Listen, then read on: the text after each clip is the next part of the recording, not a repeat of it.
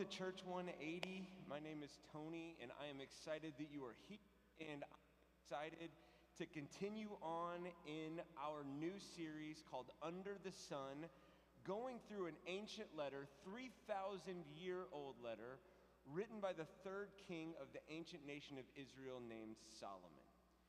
And I'm excited to continue to unpack this for us today. But before we get going, I was thinking about this passage today, and I was thinking about my week, okay?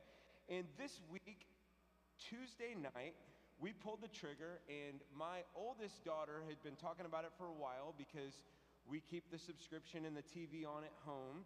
But we'd been following along, but we'd made the decision that on Tuesday night we were going to book tickets and go to what would be my 5th Padres game of the season, okay?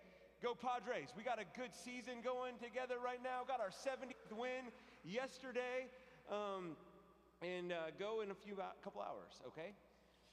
But I took my 11-year-old, and she was ecstatic. We sat next to the Western Metal Building, and we ate good, we drank good, we hung out, we had a great time, we got crazy with the people around us, we did the wave. We ultimately had a blast. It was fun, okay? And I say this is because everything about that experience, I want to do it again this week, right? Because we got a home stint coming, and everything about that experience brings about happiness. And one of the things that we've said at Church 180 from day one, and is just true about humanity when you look at sociology and all the different things, is that we are creatures that gravitate towards what we believe will make us happy. Albeit a trip, an experience, a Padres game, an Olympic, throw it on the TV, you sit around and watch your favorite show at night, play your favorite hobby, do your favorite thing, live your life and try to be happy. And that's what we do. It's what we're wired to do.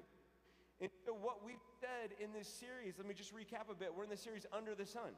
We're going through the book of Ecclesiastes, and it's written by this man named Solomon, who what we learn about Solomon in 1 Kings is that he asked God for a discerning mind with which to govern the people that he had been entrusted. And God was so pleased with that prayer to Solomon that he not only gave him wisdom, but he gave him wealth and power. And that's what we see.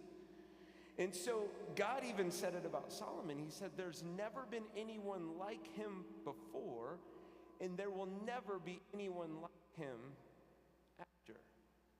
And so Solomon is just this incredible human being who ends up writing 3 books we talked about in the Bible. He writes Proverbs, which is a book, a collection of pithy statements, okay, that are just based in like really wise sayings on how to live your life. He writes Ecclesiastes, which is kind of like a journal entry, which we're going to look at. And then he writes a book that we got to kick the middle schoolers out of here before we start to study someday, which is Song of Solomon, which is about a robust sex life, right? And so he writes these 3 things. And he writes this book called Ecclesiastes, which is kind of a journal entry. And 2 phrases that we talked about seem to dominate. 2 phrases. And so the first one is this, is that I'm just going to say the first one, flip the order. The first one is this phrase called under the sun.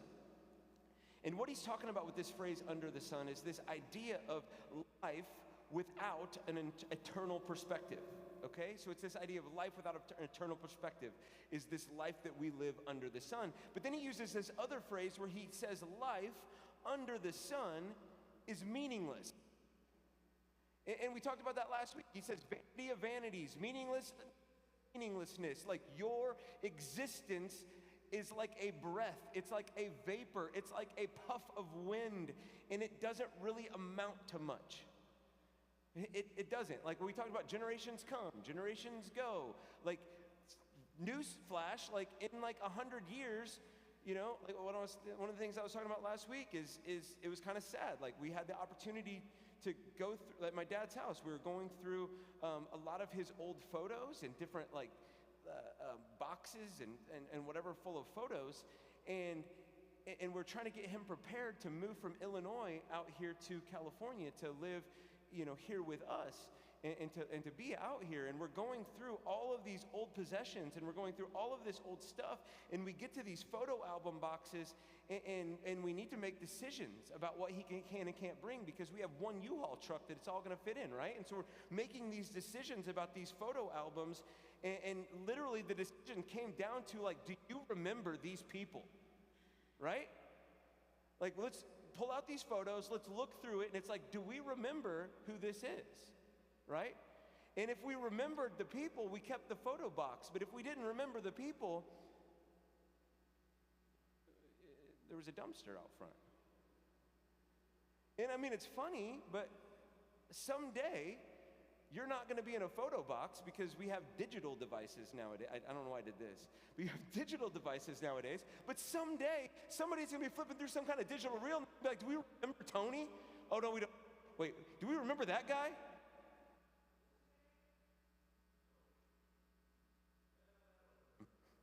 Throw it in the dumpster. Right?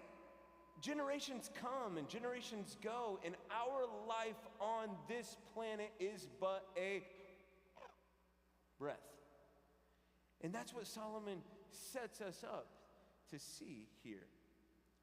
And see, what we see when we turn to this section of scripture that we're going to turn to today, we're going to start, is that we start to see Solomon's pursuit of happiness.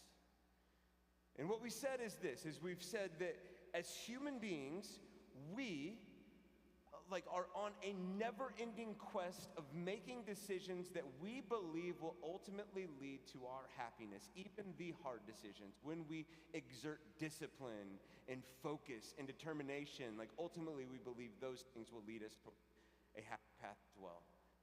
Solomon does here is he says, let me tell you my journal entry.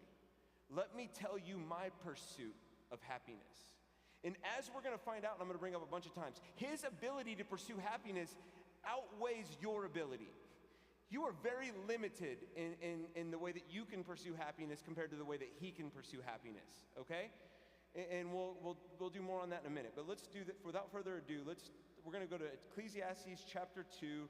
I'm going to read us verses 1 through 11, and then we're going to pray and dig in.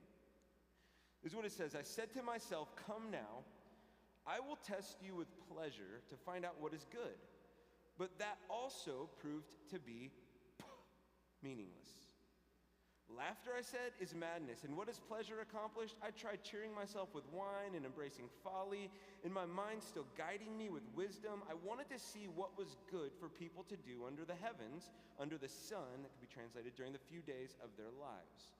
I undertook great projects. I built houses for myself, planted vineyards. I made gardens and parks and planted all kinds of fruit trees in them. See how you're not able to do this? See what I mean?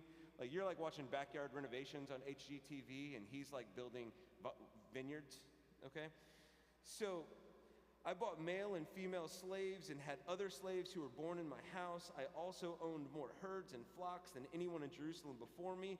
I amassed silver and gold for myself and the treasure of kings and provinces. I acquired male and female singers and a harem as well, the delights of a man's heart.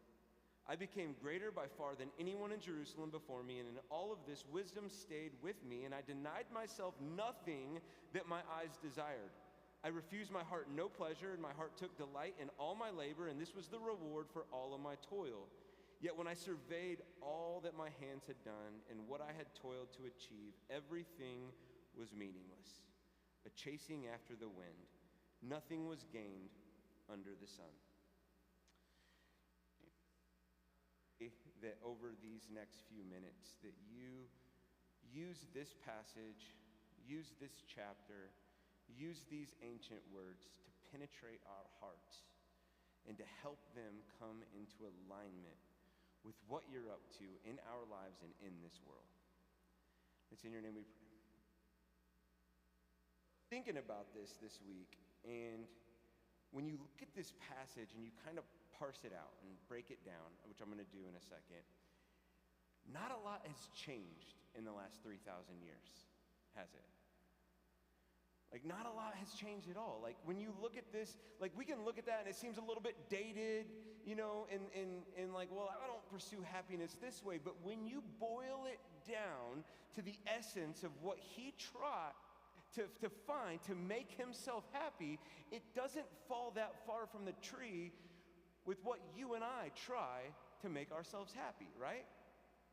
Okay, like I just want to run through a few. If you picked up a note sheet, maybe you want to grab one in the back and a pen. If you picked up a note sheet that's there, I'm going to point out in these first 9 verses, I'm going to point out the 5 things that he pursues that he thinks will add value to his life, make him happy, and 5 things that today you and I, myself included, pursue as a form of things to make us happy. And the first one you see right there in verse 1 and 2, okay? It says this in verse 1 and 2. He says, I said to myself, come now, I'll test you with pleasure to find out what is good. Laughter, I said, is madness, and what does pleasure accomplish? So the first thing he looks towards is entertainment, right? It's kind of what I talked about a minute ago. Like when I go to the Padres game, I entertain me, right?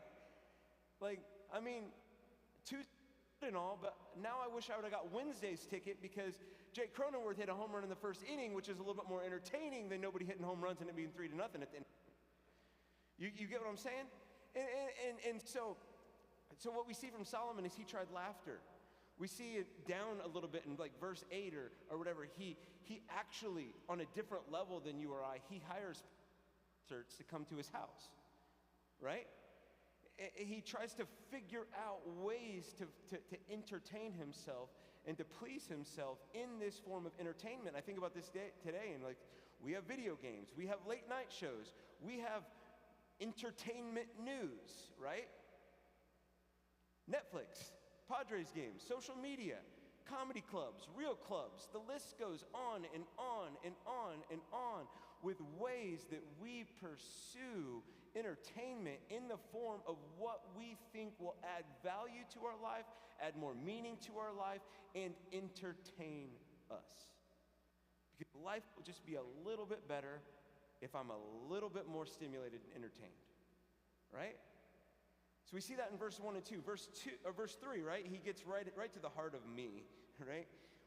I'm in chapter 1. But verse 3, he says, I tried cheering myself with wine, right? Not saying the wine thing, but like he gets right to the heart of like, this idea of consumption, this idea of food and drink, right? And your thing may not be wine, your thing may be a Diet Pepsi or a Diet Coke or a glass of lemonade or an Arnold Palmer, as they call them in the Midwest. They call them like a Sunjoy here or something.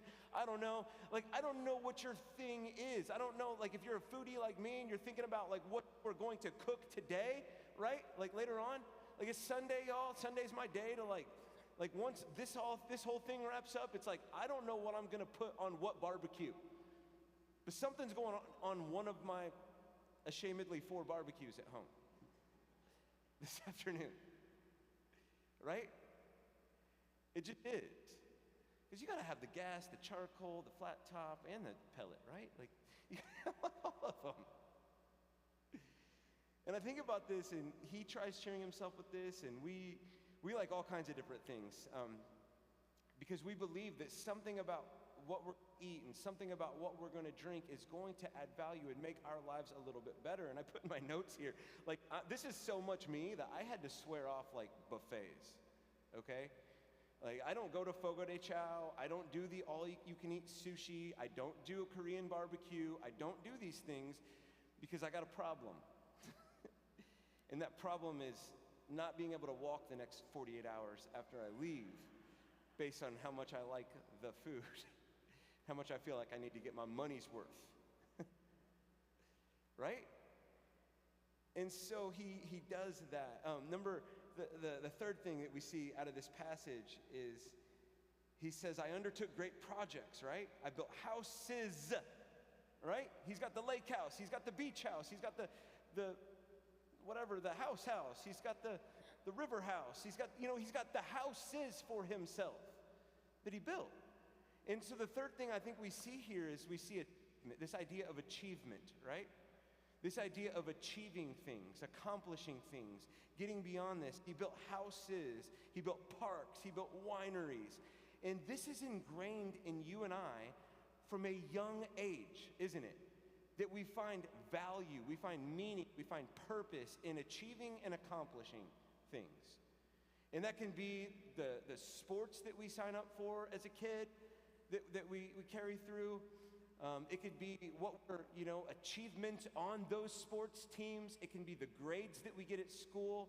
It can be that you need to get these grades, be on this sports team because it's going to get this little path down this angle, and then you can go to university, and university is going to set you up for this, and this is going to set you up for this, and this is going to set you up for this. And somewhere down the track, what we're aiming for is that if you take this road, and this road, and this road, and this road, off here in the distance is happiness, right?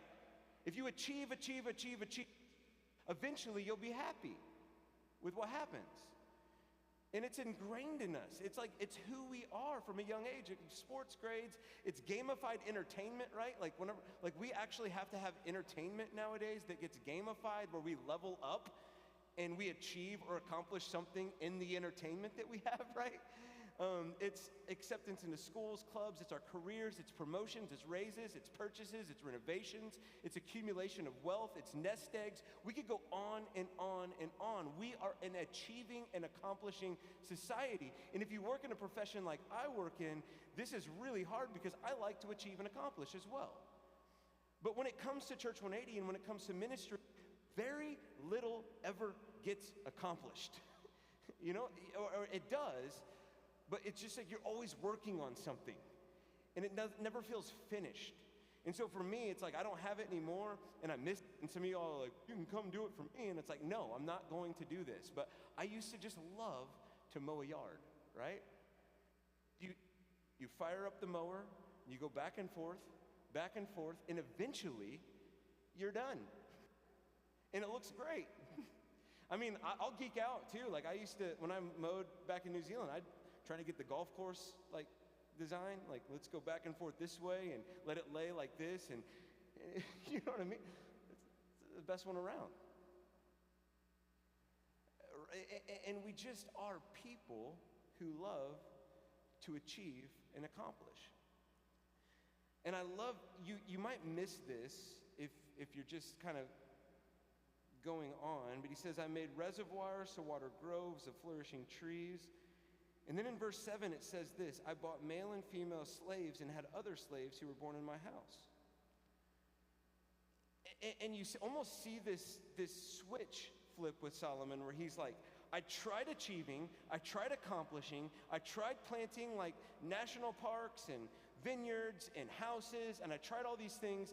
And so the next thing I did was I tried not doing anything and resting, right? And I tried hiring out all my work, right?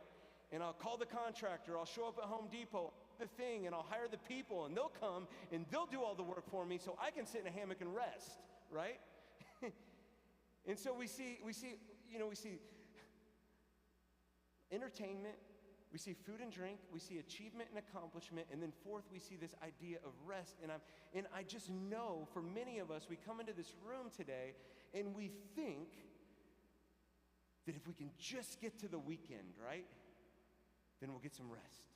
Or if we can this morning was an early morning, and if I can just get the kids to bed and I can go to bed before 10 o'clock, right, then I will get a good night's sleep and whatever. Or if I can just push past this next season and I can get to that next vacation that I have, where in that next vacation, I imagine it right now, it's gonna look like a Corona commercial, and I'm gonna sit out, and I'm gonna look, right out here, and in that moment, my tank is going to be filled to the point where life is better as a result of it, right?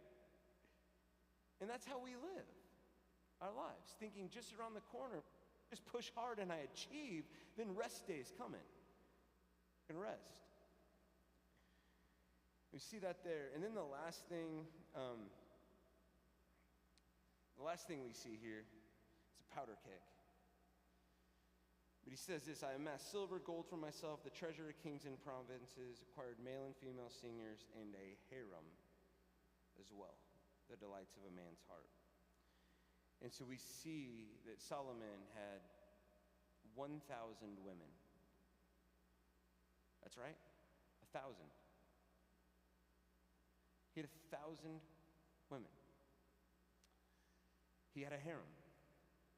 And so the final thing that we see specifically within our culture that we live in today is if it's not entertainment, if it's not achievement, if it's not food and drink, if it's not rest or whatever around the corner, the final thing that we see is our sexuality, right? And I put it this way.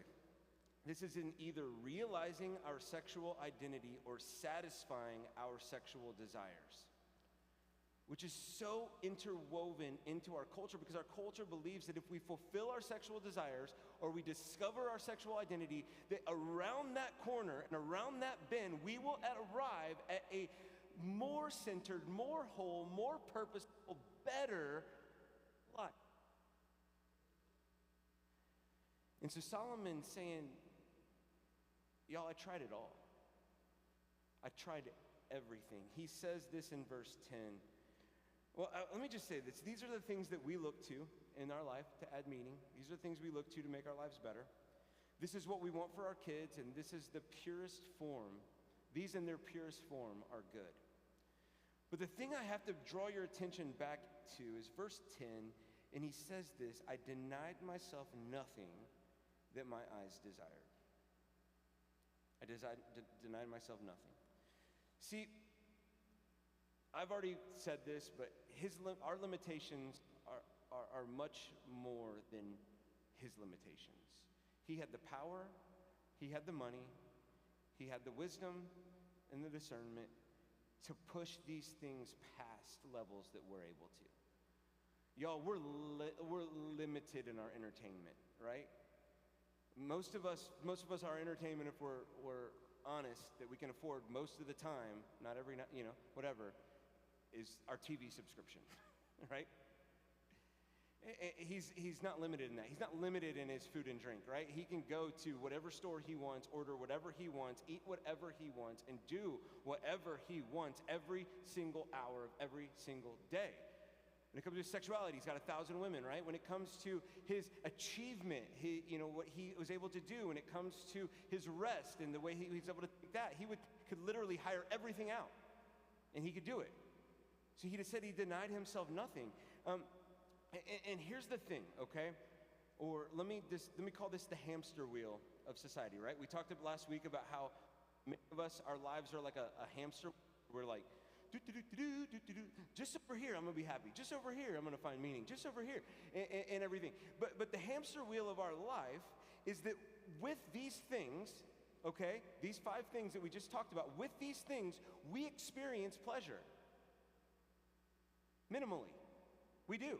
We experience happiness. We experience pleasure. But we experience just enough pleasure to believe that a little bit more will make us happier. Right? That's the hamster wheel of life. Is that, yes, entertainment is good.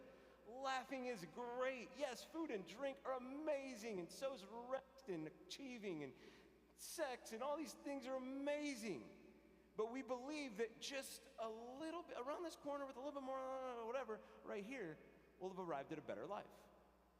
And so we push and we push and we push and we push. And then we wonder why we still want more out of life. That's the curse of being a human being. It just is. So Solomon says this, I will say this real quick. Next week we're going to get to chapter 3, and chapter 3 is like where I believe the hinge of the whole book kind of comes together, the whole letter that he writes, as he starts to talk about an eternal perspective and what to do with all this. So stay tuned for next week. But what he says is this, verse 17, if we go down a little bit, and he's talked about all this pursuit and all this stuff that he has. And he says in verse 17, he says, so I hated life, because the work that is done under the sun was grievous to me. All of it is meaningless, a chasing after the wind. I hated all the things I toiled for under the sun, because I must leave them to the one who comes after me. And I don't know about y'all, if you know the Bible or you know the scriptures or you know the story, but he left it all to Rehoboam. And you know what Rehoboam did? Screwed it all up. His son. Lost it all. He blew it. He did. He says, I hated it. And who knows whether that person's going to be wise or foolish, yet they will have control over all the fruit of everything that I've did in my life. All the toil which I've poured, my effort and skill under the sun. This too is meaningless. So my heart began to despair over all my toilsome labor under the sun. For a person may labor with wisdom, knowledge, and skill, and then they got to leave it all to another person who's not toiled for it. This too is meaningless and a great misfortune. What do people get from all their toil and anxious striving with which they labor under the sun? All the days their work is grief and pain. Even at night their minds do not rest. This too is meaningless. And then he gives us a hint. He gives us a hint of hope, a hint of where we're going in some of the future weeks in this series, because he reiterates this next thought that he says multiple times. I'm actually going to cover it in this message. He says this: a person can do nothing better than to eat, to drink, and to find satisfaction in their own toil, work. This too I see is from the hand of God. For without him, who can eat or find enjoyment? There it is. There's a summary of his journal entry. The man who had it all and tried it all. The man who knew it all and experienced it all. The man who blew past all of the limitations that you have for the things that you think will make you happy and that I think will make me happy. He did it all on another level. And he says, he boils it all down and he says, who can find any enjoyment apart from just eating, drinking, working, and finding satisfaction with God? That's what he says. Boils life all down to this thought in this moment. And so what I want to point you to is he says this a couple more times, okay? Chapter 3, verse 12 is the next time, right? We're going to go there. Chapter 3, verse 12, he says, my eyes are getting bad. He says, I know that there's nothing better for people than to be happy and to do good while they live, that each of them may eat and drink and find satisfaction in all their toil. This is a gift of God. So, okay, chapter 5, verse 18. He says it again. He says, this is what I've observed to be good, that it is appropriate for a person to eat, to drink, and to find satisfaction in their toilsome labor under the sun during the few days that God has given them, for this is their lot. And then finally in chapter 8, verse 15, he says this. He says, so I commend the enjoyment of life, because there's nothing better for a person under the sun than to eat and drink and to be glad. See, here's how I want to say it, okay? As we start to land this message into something that we can tangibly grasp, is this. Happiness, okay, true happiness, the thing that I was searching for in a Padres game at the beginning of this thing, the thing that we are all searching for in entertainment and pleasure and food and accomplishment, the thing that we are all searching for is happiness. And what Solomon is saying first and foremost right here is that happiness starts with understanding God's good gifts. That's where it starts. He's not saying entertainment is bad, food and drink is bad. He's not saying achieving is bad. He's not saying rest is bad. And he's not saying that sexuality and sex is bad. But what he is saying is that each and every single one of those things are a gift from God. They're a gift. And happiness begins, and it starts with understanding that they're not God and they're not bad. They're gifts from God. I was thinking about this week, and don't think too much about this example because it does break down. But we are in a house, and sorry if you've got younger kids in the room, I'm sorry. But we, and I spoil anything for you, but we are in a house that did Santa Claus, okay? We did.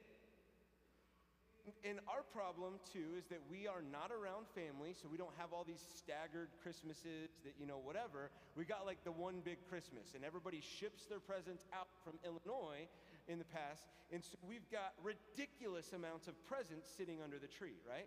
They're all just kind of sitting there, and the kids are getting real excited, and it's just like we're all going to go for it on the 24th and 25th of that year. And they're all just sitting there.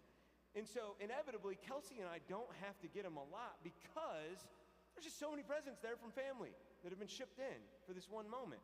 And so we usually get them like a gift from, and then a gift from Santa. And maybe this is like me being a self-proclaimed narcissist. I don't know. But I've got a hard time giving them the Santa gift. Why? Because I don't get credit.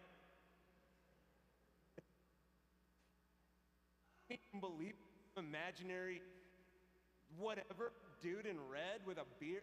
I don't need, you know what I mean? Like, right? And I think about this and I'm like, man, like, oh, mommy and daddy got you that cool thing, all right?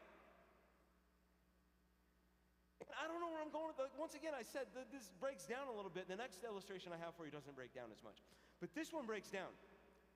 And the thing I'm trying to say is that, man, like, there is something about our happiness, you and I's happiness, okay, in being able to recognize that the good gifts that we have in this life are given to us from God. God, like, thank you for the entertainment that I thank you for the ability that I go to the Padres game and have this incredible experience with my daughter. I thank you for this meal that I'm about to eat because it looks so good. I thank you for the rest. I thank you for the accomplishments. I thank you for the achievement. I thank you for the good gift of sex and sexuality.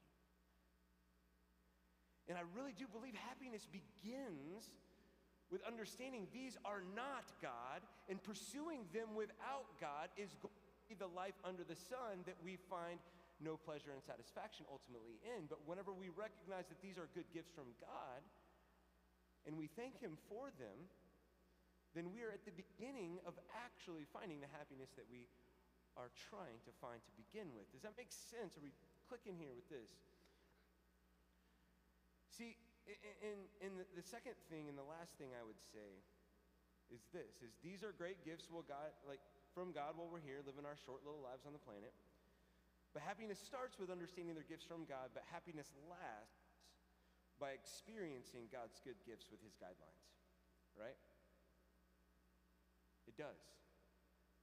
Happiness lasts with experiencing the good that He's given us on this planet in the way that He has designed us to experience those things. I was thinking about it this way. This is the illustration that does hold up, right? Going back to the gifts, right? Typically we have that big Christmas every year where, you know, all the gifts get opened and the house is absolutely a disaster from then on. And I feel like I'm just like Mr. Basketball and wrapping paper, you know, like, hey, make the basketball hoop and I'm gonna shoot the wrapping paper in all morning for the kid's gift. But it was a couple of Christmases ago, and my dad over here got a really, really, really cool gift for my oldest daughter, okay? He got her a woodworking kit, okay? And so it was like from a good company like Lakeshore or Melissa and Doug or whatever, I don't know what it was, but it it came with all the nails, it came with a hammer, it came with some wood glue, it came with like some pieces and directions about how to build some projects out of wood, like woodworking projects out of wood with your hands, right? And to do it all. And also, she got this gift at the most inspiring time of the year for her, because typically from Christmas Day until New Year's, I've got a list of projects that I'm going to work on around the house. So inevitably, like, the miter saw gets out, the table saw gets out, the sanders are out, the batteries are ready. All the tools are in place in part of the garage because we got work to do this week. We got tools out, and we got things to fix, we got things to build, we got things to do. That's the week that I do it. I don't know why.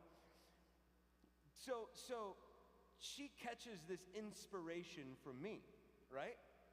She's got the woodworking kit, she's got the tools, and she catches the inspiration from Dad. And so she's like, Dad, will you do this woodworking kit with me? Dad, will you do this woodworking? And I'm like, well, I'm gonna stop my project to do this project. But finally, like, you know, I stop what I'm doing and I start to do the projects with Ruthie, and I'm starting to work with her. And I'm like, well, what do you want to build out of this little pamphlet? Like, you know, what do you want to do? I don't want to do any of that. I got some ideas in my mind. I want to build this. And I'm like, honey, these pieces are specifically designed to be built from the instruction manual of the options of the things that you can build, right? And then she's like, no. I got some glue, I got some nails, I got a hammer. Dad, let's just build this. I'm like, what do you want to build? She's like, I don't really know. I just want to build. It's not helpful, sweetie. Like, we should probably build something that is in the kit, because that's the guidelines. That's how this thing was designed for, right? Y'all get where I'm going? Yeah? I don't need to follow this example anymore. God's given us some good gifts. He's given us some good gifts. Entertainment, achievement, rest, food and drink, sex. He's given us some good gifts. But oftentimes we make a mess when we try to follow our own instruction manuals. Right? And we start saying, hey, God, I don't need this. I know what's going to make me happy. I know what I want to build. I know what I'm doing. I'm going to do this. I've got it all figured out. And it's like, now I haven't given you like maybe I've given you a little freedom in some of the instructions, right? But I've also given you some instructions. I've also given you some guidelines. I've given you some and it's not like, man, I remember having this explained to me. Okay, I was 17, I believe, maybe 18, and one of my biggest hang-ups for the faith, one of my biggest hang-ups for following Jesus, one of my biggest hang-ups in the whole thing was I was like, God, you are too restricting. Like, I don't want to follow this, right? There's too many rules. And I remember I'd accepted Jesus, but I was unsure about the whole thing still, and the rules and the whole thing. And I remember having lunch with our pastor at the time. And I remember him trying to flip my perspective and change my paradigm, my way of thinking. And he was saying, Tony, okay, listen to me for a second. These are not rules to restrict your fun and happiness. These are guidelines about what will actually make you happy. Right? Like you, I was thinking about this week, like I was reading that passage once again about where Peter and James are fishing, and Jesus rocks up on the scene, and Jesus is a carpenter, right? He works with wood, like we just talked about. He's not a fisherman, and it's like not the time when you catch fish. It's not the time when you do all this stuff. And Jesus is like, hey, actually put out the boat a little bit deeper and put it out right over there and let your nets down. And they're like, dude, you don't know anything about fishing. You're a carpenter, shut up. We're not gonna do that. And Jesus is like, no, just do it. And they took a chance, right? And they lowered it down and they caught more fish than they knew what to do with. And I think about you and me and stuff like that, and we get to like church, and we get to religion, we get to religiosity, we get to this moment in this room, and a lot of times we think, well, that's just church world, or that's just whatever world. And the thing I'm trying to remind you of is this book, okay? God's instructions in so many ways is not like restricting, it's not rules, it's not whatever. It is a love letter written to say, hey, Tony, you may think you got it all figured out. And you may think you can make up the instruction manual for how you live your life, but you are dead wrong, and you are going to go down roads that lead towards misery and destruction, not towards fulfillment, satisfaction, pleasure in life. Right? And I think that so often in our culture, we're just like, nah, I'm just gonna rip that out. I'm just gonna get rid of that. I'm just gonna get rid of the instruction manual. And I think that, man, true happiness, like what we're looking for in life, what we, like our deepest, darkest not dark, but deepest longings and desires is to be satisfied, fulfilled, and happy, and to find meaning out of our life. And this is Solomon saying, man, like, just understand you've been given some great gifts while you're on this planet. And you've been given some guidelines with which and how to experience those gifts. And to hold those things in balance will lead to what I believe is the life that each and every single one of us actually desires. Because if you take any one of those gifts, band, you guys can go ahead and start coming up here. We're going to get ready for communion. But if you take any one of those gifts, they can be good or they can destroy, can't they? Like, you make a life out of entertainment and you start to go down some roads with entertainment, it can destroy. Same with food and drink, same with sex, same with rest, and the same with achievement, right? Every single one of these good gifts given to us by God, been pursued out of his guidelines and were pursued in its excessive nature, can destroy our lives. Take us down roads we never meant to go down to begin with. And so what we're going to do is we're going to go into a time of communion right now and wrap this up. Next week, I'm excited because we're gonna actually finally start to flip that perspective. Like we're talking about that under the sun, which is like the living life without an eternal perspective. Next week, we're gonna get into that passage where we talk about having a perspective that's much broader than the one that many of us have. So during this last song, we're gonna take communion. And that's just something we do each week at Church 180 to thank Jesus, what he did on our behalf. Honestly, it's the greatest gift, right? It's the gift of him giving his life for our sins and for our wrongs. And so each week we remember that at Church 180 during our final song, and we take a little bit of juice that represents his blood that was poured out and a little cracker that represents his body that was broken as the greatest gift that you and I could ever receive. Jesus, I thank you for all the good gifts that you've given us in this life. Thank you for the guidelines you've given us for these gifts, Lord, and I pray that during this next song that we, Lord, can just focus our hearts with gratitude towards the greatest gift that you've ever given us, which is yourself and your life. And it's in your name we pray, Jesus. Amen.